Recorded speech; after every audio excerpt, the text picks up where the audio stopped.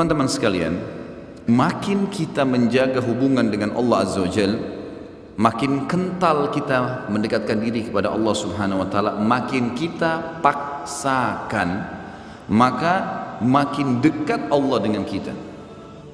Misal contoh, antum praktekin, buat jadwal 1 bulan dari sekarang, coba antum buat sebuah catatan sederhana amal ibadah yang sudah antum kerjakan yang menurut antum paling sempurna pribadi. Tidak usah liatin ke orang lain, tulis misalnya sholat 5 waktu, saya dari tanggal 1 Muharram ke akhir Muharram saya akan mulai, atau misalnya 1 Oktober sampai akhir Oktober saya mau coba sebulan nih.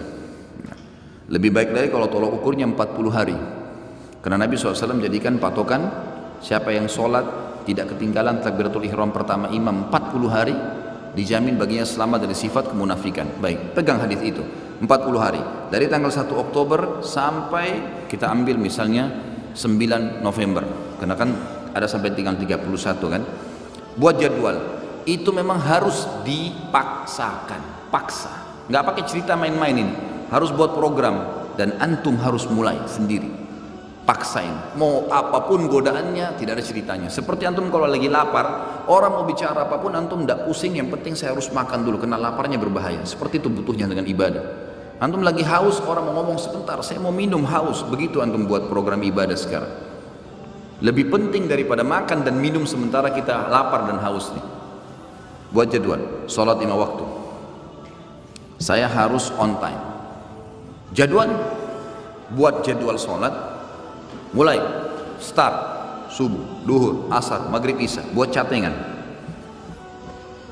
Besok lagi terus paksain, karena 40 hari jaminan selamat dari sifat munafik. Antum tidak akan pernah dusta seumur hidup, tidak akan pernah ingkari janji, tidak akan pernah khianati amanah, tidak akan pernah berbuat curang. Jaminan dari baginda Nabi SAW. Dan tidak mungkin Nabi salah, tidak mungkin Allah salah.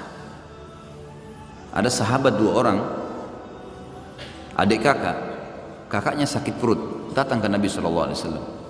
Ya Rasulullah, adiknya bilang, kakak saya sakit perut. Kata Nabi SAW, minumkan madu, kasih madu. Adiknya kasih madu. Rupanya adiknya buru-buru, kakaknya masih kesakitan, kembali lagi ke masjid. Ya Rasulullah, kakak saya masih belum sembuh. Apa kata Nabi SAW? Minum lagi, cari obat lain? Tidak. Nabi ajarkan sebuah konsep dasar ini. Kata Nabi SAW, Allah pasti benar dan perut kakakmu yang bohong.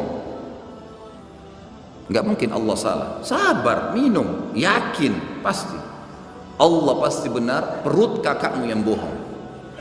Penanaman akidah yang luar biasa, harus difahami ini. Buat jadwal, saya belum pernah baca Quran sehari, baik sekarang baca. Lebih mudah bagaimana? Habis sholat, buat jadwal ini coba. Setiap habis sholat teman-teman, habis zikir jangan berdiri, hitung pakai stopwatch 5-10 menit, tidak usah lebih. Antum buru-buru 5 menit saja, buka Quran, baca. Pokoknya baca. Kalau antum bisa baca 2 lembar setiap habis sholat, 1 lembar, 2 lembar, sampai isya itu berarti bisa 10 lembar per hari. Atau kita ambil ayat lah, 10 ayat habis sholat, 1 hari antum punya 50 ayat. Apalagi kalau antum bisa 20 ayat, bagus kan? 20 ayat subuh, 20 ayat duhur, 20 ayat asar, 20 ayat maghrib, 20 ayat isya.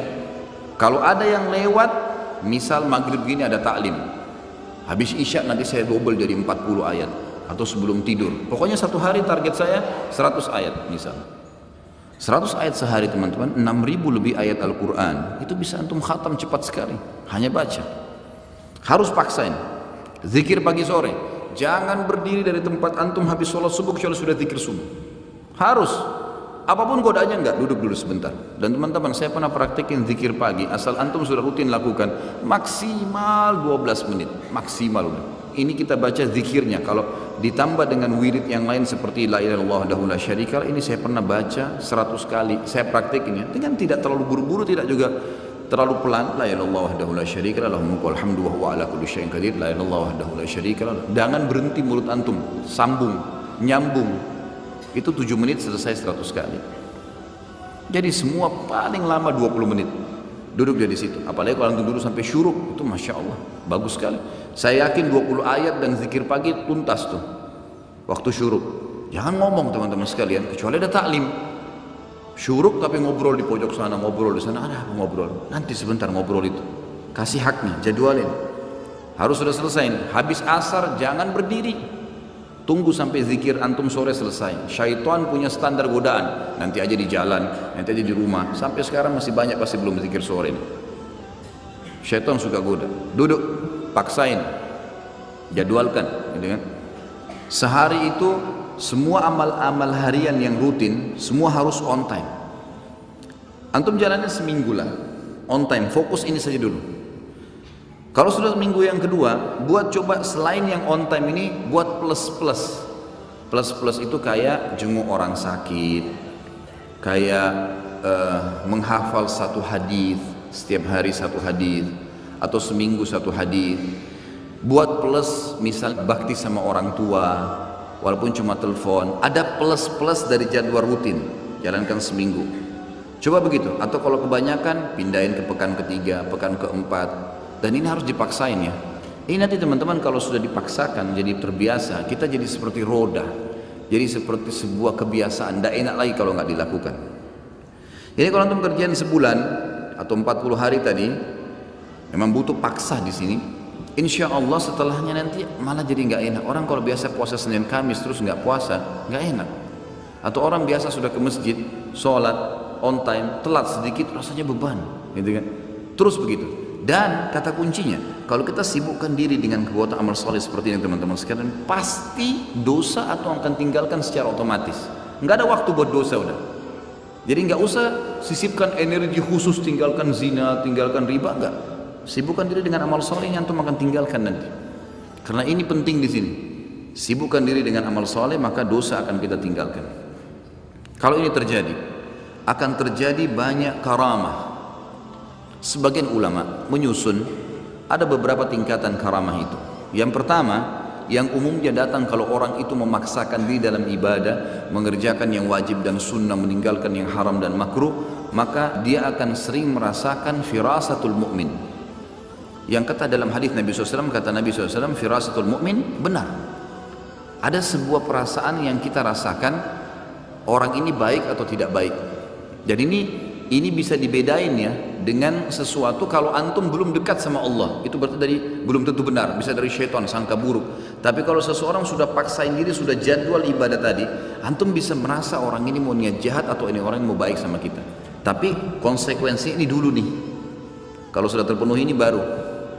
Kalau tidak, masih antum Senin Kamis masih jalan. Ada orang sholat 5 waktu, iya, ikhwah banyak, tapi nggak pernah puasa Senin Kamis. Entah kenapa, apa uzurnya nggak tahu. Mau tunggu mungkin mati, malaikat mau datang baru puasa, Allahu a'lam. Gak ada alasan sama sekali. Kerja, semua orang kerja. Semua panas semua. Ramadan kemarin sudah menghapus semua syubhatnya orang yang tidak puasa. Semua dihapus, panas iya, kerja iya. Sama semua. Sama. Sudah kita dilatih sama Allah SWT. Dan wajar kalau orang menjadi lebih baik. Wajar, gitu kan? Yang kedua, dia kalau terus memaksakan diri lagi, dia akan mendapatkan yang dikenal dengan ru'yah sadiqah.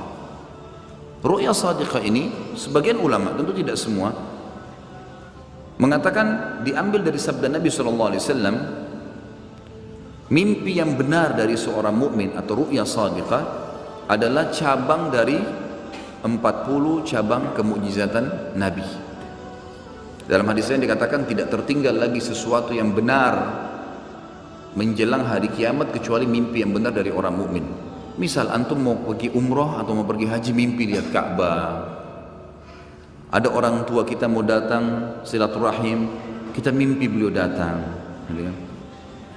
Banyak hal yang diperlihatkan oleh Allah SWT, mimpi.